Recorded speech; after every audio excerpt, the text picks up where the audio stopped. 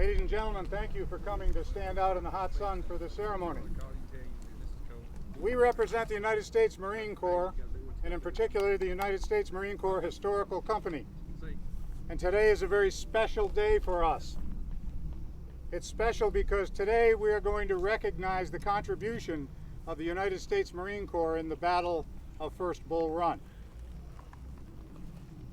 The Marines, during the Civil War, had a professional Marine Corps. The problem was the professional Marine Corps was at sea. And when this battle happened, there were only about 350 Marines available. And the unfortunate problem there was those Marines were raw recruits, many of them with less than 3 weeks in the Marine Corps. And they had to be trained by Major Reynolds, who was their commander, for the 5 days march that it took them to go from Washington to the field of battle. And so day and night, that's exactly what Major Reynolds did. He trained those Marines, and when they arrived here, they did their duty. And what many people don't realize is how much they really did their duty, because they're not very well known in the Civil War, because they were a small unit and not as big as the United States Army. But their effect was nonetheless great. They took part in several assaults on this hill where Jackson's brigade was holding. And in one of those assaults, they were the second battalion in a column of 3 battalions marching toward the Confederate lines. The 1st Regiment was the 14th Brooklyn, the 2nd were the United States Marines, and the 3rd were the 79th New York Highlanders.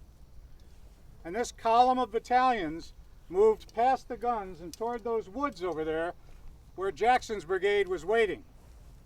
Jackson's brigade didn't fire right away. They were under orders to wait until the Federal forces were very close. And they did so. And the first time they stood up to fire, the 14th Brooklyn Regiment saw this and went down. And when they fired their volley, that volley was felt very strongly by the Marines who were right behind them. And we don't know, history doesn't tell us exactly what happened at this point. But we do know that when the smoke cleared, the surgeon of the 2nd Virginia, who watched this happen from just off to the side of the actual attack, said that when the smoke had cleared, in the pines, he saw the dead and wounded of the 14th Brooklyn Zouaves out in front of their line. And with them were the dead and wounded of the 79th New York. But the only dead and wounded that were 30 or 40 yards behind Jackson's line, which means they pierced Jackson's line, were United States Marines. Many people realized that when the retreat began and everybody retreated, everybody was falling back, the U.S. regulars formed square. And the U.S. regulars stood their ground. What many people don't know is that even then, 170 of these raw recruits managed to hold their own up on Matthews Hill, form a formation, and stop the Confederates to help that retreat along until they were actually relieved by the 71st New York. And then they continued to fall back to Washington. Another little known fact is that a group of United States Marines were one of the few units who actually marched in formation into Washington, D.C. Everybody else were running into Washington, D.C. And so we're very proud today to be here to dedicate a memorial to the United States Marines of 1861. And we feel very strongly that that memorial also applies to the Marines who are still fighting today.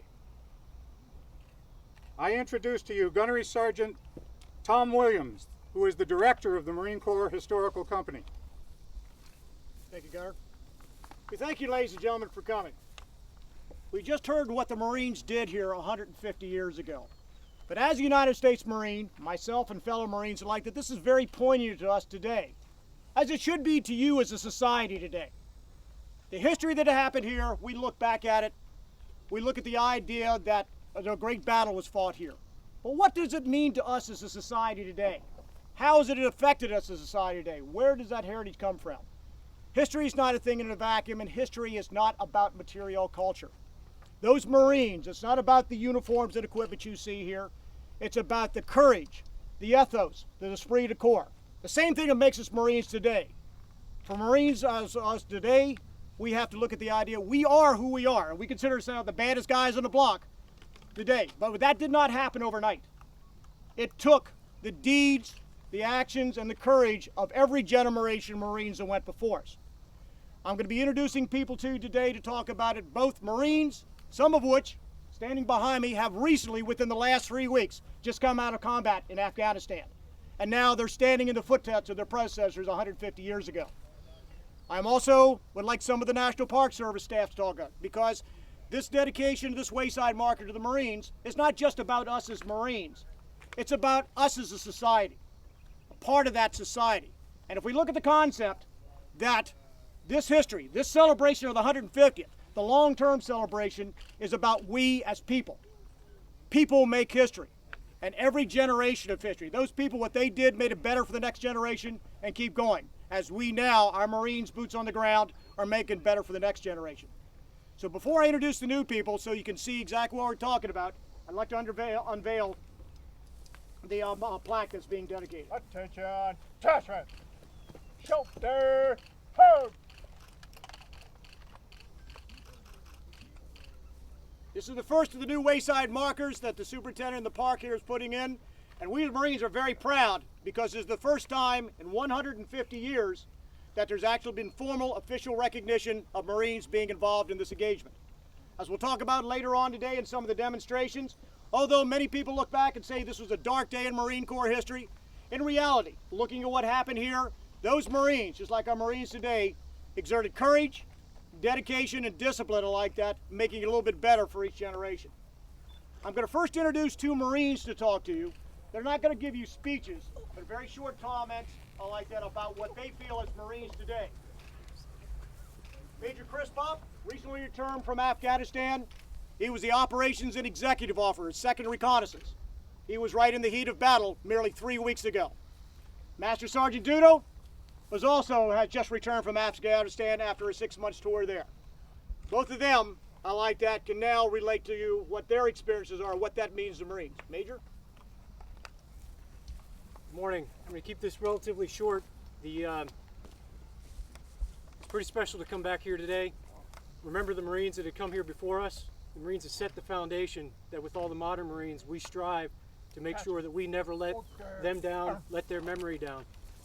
So it's very fitting that we're able to come here today, having just come from combat, to be able to put this marker out, to remember the Marines and their sacrifices, as I'll never forget the Marines that I just lost in combat. Corporal Osterman, Sergeant DeYoung, and Corporal Stanton. And I'm very proud to be here to remember the Marines of 61. Sergeant Dudo? Good afternoon, ladies and gentlemen. As Gunner Sergeant said, I'm Master Sergeant Dudo. I recently returned from Afghanistan. He asked me to speak on what this means to me, what this means to me as a Marine. Seeing the performance of the United States Marines in Afghanistan and in Iraq, I can honestly say this with 100% heart and full of conviction. There's no difference between the Marines back then and the Marines today. The only thing that separates us is time. These Marines here from 1861, they gave us some pretty big shoes to fill, and we've been trying to fill them ever since. You should be proud of what the Marines have done, what the Marines did here, and what the Marines are doing in Afghanistan. I'm honored to have served with some of them. Kids, 20 years old, 21 years old. I have a son coming up on that age. It was an honor to serve with them and to see them work in the conditions they worked in. Much like today, it's a hot day. It is a hot day here, and it's hot in Afghanistan. All right? That's all I have to say. Thank you very much.